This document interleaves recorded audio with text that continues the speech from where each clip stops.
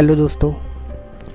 अक्सर हम अपने बारे में कम और दूसरों के बारे में ज़्यादा सोचते हैं कि क्या कहेंगे लोग, और सोच के चलते हम जो करना चाहते हैं वो नहीं कर पाते। आइए दोस्तों, हम एक कहानी सुनेंगे। सबसे बड़ा रोग, क्या कहेंगे लोग।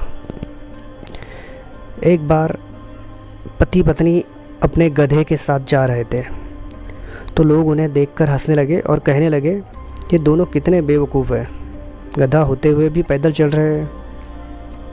दोनों ने सोचा बात तो सही है, इसलिए वे दोनों गधे के ऊपर बैठ गए। वे कुछ ही दूर चले थे, उन्हें कुछ लोग और मिल गए।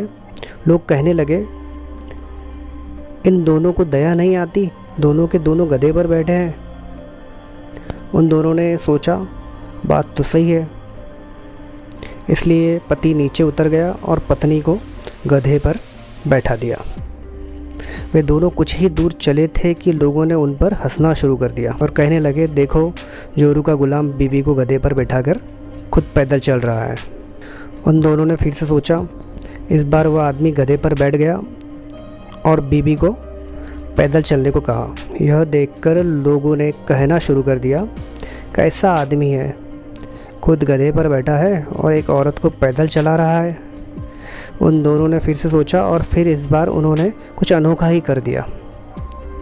उन दोनों ने गधे को अपने सर पर उठा लिया।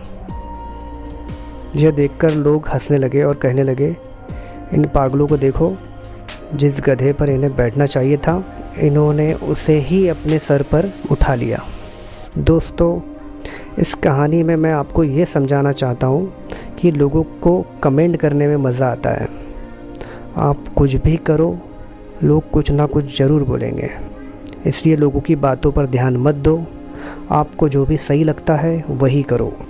दोस्तों, कहानी का अर्थ तो आपके समझ में आ चुका होगा। एक छोटी सी बात, हम चाहे तो अपने आत्मविश्वास और मेहनत के बल पर अपना भाग्य खुद लिख सकते हैं, और अगर हमको अपना भाग्य लिखना नहीं आता तो परिस्थितियाँ हमारा भाग्य लिख देंगी।